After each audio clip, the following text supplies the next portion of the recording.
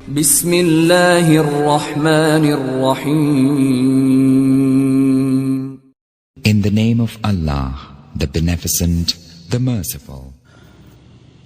الحمد لله وكفى وسلام على عباده الذين اصطفى أما بعد فقد قال الله تبارك وتعالى في القرآن المجيد والفرقان الحميد أعوذ بالله من الشيطان الرجيم بسم الله الرحمن الرحيم ما يلفظ من قول إلا لديه رقيب عتيد.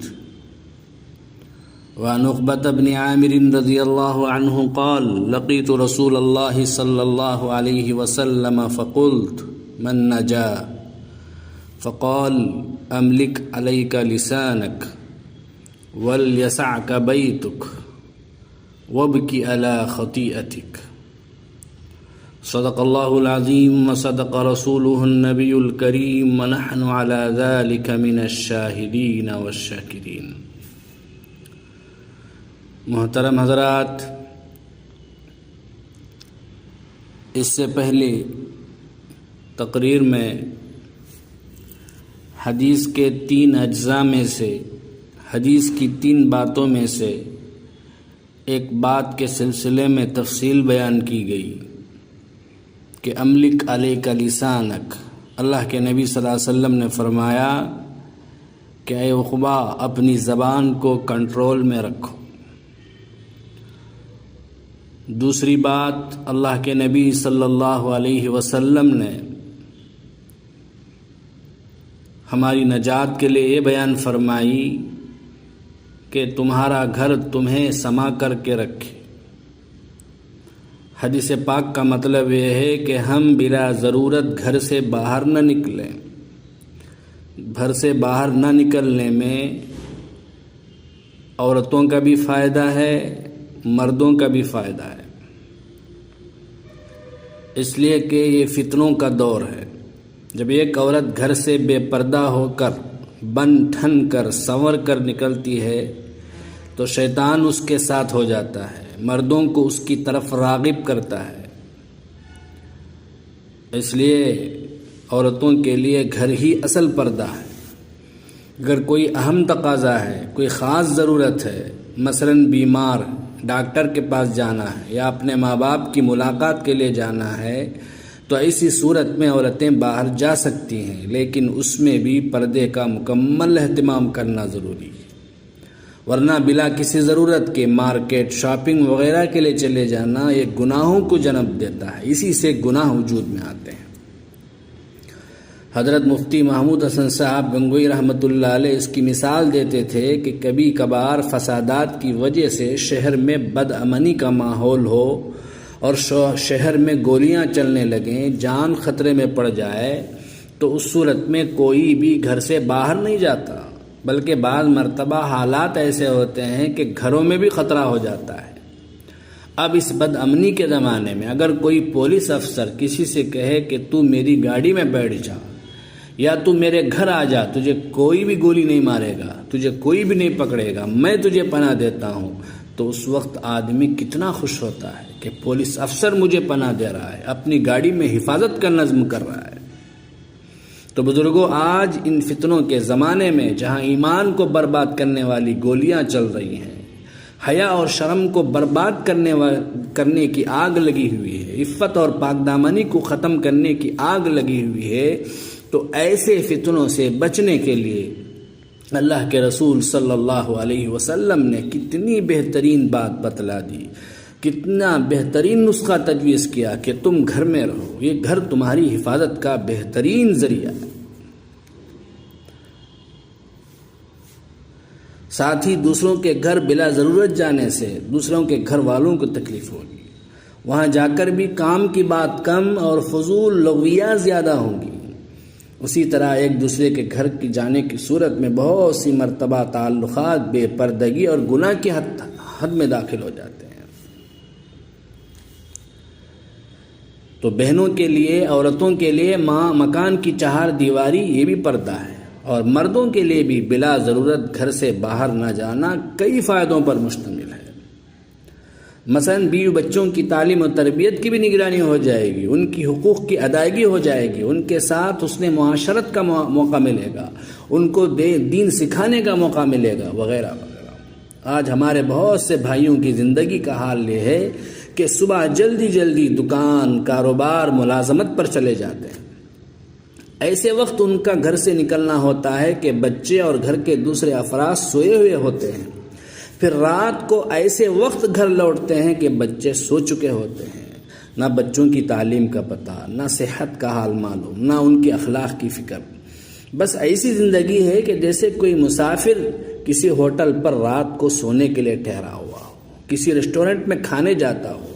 ایسی زندگی ہرگز نہیں ہونی چاہیے۔ ہمارے حضرت نبی کریم صلی اللہ علیہ وسلم تو اہل خانہ کے ساتھ گھریلو کام میں بھی تعاون فرماتے تھے۔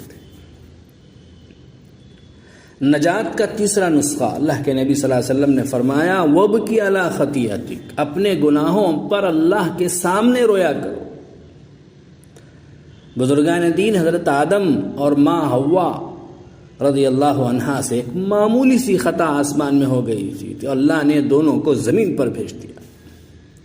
مفسرین نے لکھا ہے کہ ان دونوں نے دنیا میں آ کر اللہ کے سامنے اتنے آنسو بہائے کہ ان دونوں کے آنسوؤں کو اگر جمع کیا جائے تو اس سے دریا جاری ہو جائے۔ روایتوں میں یہ بھی آتا ہے کہ اگر حضرت آدم علیہ السلام اور حضرت حوا رضی اللہ عنہا کے آنسوؤں کو جمع کیا جائے اور ترازو کے پلڑے میں ان کے آنسوؤں کو رکھا جائے اور دوسرے پلڑے میں قیامت تک آنے والے تمام انسانوں کے آنسو رکھ کر وزن کیا جائے تو حضرت آدم علیہ السلام اور حضرت حوا رضی اللہ عنہا کے آنسوؤں کا وزن زیادہ ہو جائے گا۔ دونوں کی ندامت کا یہ حال تھا کہ 40 برس تک دونوں نے آسمان کی طرف سر نہیں اٹھائے، اس قدر دونوں رو۔ بزرگوں، یہ حال سب سے اول انسان حضرت آدم علیہ السلام کا تھا، جن کو خود باری تعالیٰ نے اپنے دست قدرت سے بنایا، ان کے سر پر نبوت اور خلافت کا تاج رکھا، لیکن ایک معمولی خطا پر کتنا روئے۔ یہ ندامت کا مقام ہے۔ حاصل یہ کہ آنسو بہانا اور رونا اللہ کو بہت ہی پسند ہے۔ جہنم کی آگ کو دنیا کا کوئی پانی ٹھنڈا نہیں کر سکتا، لیکن ایک گناہ گار بندہ یا بندی جب اللہ کے سامنے سچے دل سے روتے ہیں تو اس کے آنسوؤں سے جہنم کی آگ کو اللہ ٹھنڈی کر دیتے ہیں۔ آنسوؤں میں اللہ نے طاقت رکھی ہے کہ جو آنکھ اللہ کے ڈر سے روتی ہے، جہنم کی آگ تو کیا اس کا دھواں بھی اس کو چھو نہیں سکتا۔ اس لیے بزرگوں اور دوستوں، ہمیں اللہ کے سامنے رونے والے بننا چاہیے۔ کیسے کیسے رونے والے بندے اور بندیاں گزری ہیں۔ اللہ کے جلیل القدر نبی حضرت شعیب علیہ السلام کا رونا بڑا عجیب تھا۔ روایتوں میں آتا ہے کہ وہ اتنا روئے کہ نابینا ہو گئے، پھر اللہ نے بینائی عطا فرمائی، پھر اتنا روئے کہ آنکھ چلی گئی، پھر اللہ نے بینائی عطا فرمائی۔ باری تعالیٰ نے پوچھا شعیب اتنے کیوں روتے ہو، جنت کے شوق میں یا جہنم کے ڈر سے؟ حضرت شعیب علیہ السلام نے عرض کیا، میرے اللہ آپ کے دیدار کے شوق میں روتا ہوں۔ اس پر اللہ نے کہا کہ میرا دیدار تم کو مبارک ہو۔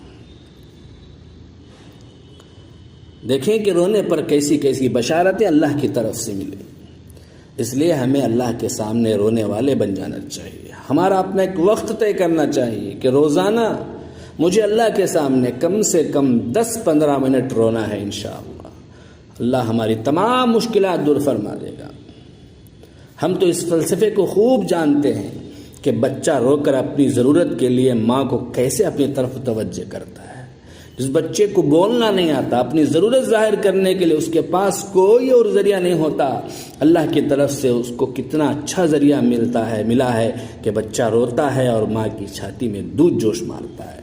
اسی طرح ہمارے آنسوؤں کے ذریعے سے بھی اللہ کی رحمت کو جوش آ جائے گا۔ اسی کیفیت کے ذریعے ہمیں اللہ کی رحمت کو اپنی طرف متوجہ کرنی چاہیے۔ حضرت شیخ الاسلام حضرت مولانا سید حسین احمد مدنی رحمت اللہ علیہ کے بارے میں آتا ہے کہ ان کے رونے کی کیفیت یہ ہوتی تھی کہ تہجد میں اور تہجد کے بعد اس قدر روتے تھے کہ ان کے آنسو پہنچنے کے لیے وہاں رومال رکھا جاتا، اس رومال کا حال یہ ہوتا کہ اس کو بعد میں نچوڑا جاتا تو اس میں سے قطرے ٹپک کر نکلتے تھے۔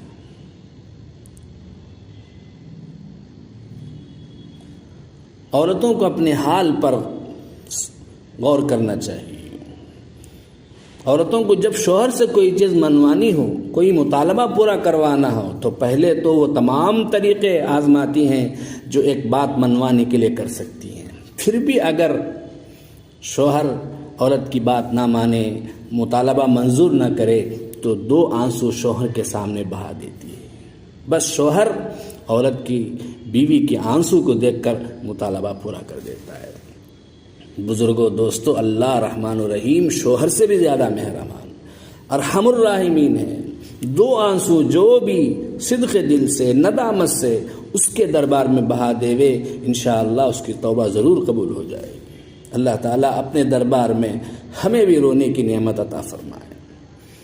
خلاصہ یہ کہ حضرت عقبہ ابن عامر رضی اللہ تعالیٰ عنہ نے اللہ کے رسول صلی اللہ علیہ وسلم سے جو سوال کیا تھا کہ من نجات کیسے ملے گی، تو اللہ کے رسول صلی اللہ علیہ وسلم نے 3 باتیں ارشاد فرمائی: املک علیک لسانک، زبان کو قابو میں رکھو، ولیسعک بیتک، تم اپنے گھر میں رہو، وابکی علی خطیئتک، اور اپنے گناہوں پر رویا کرو۔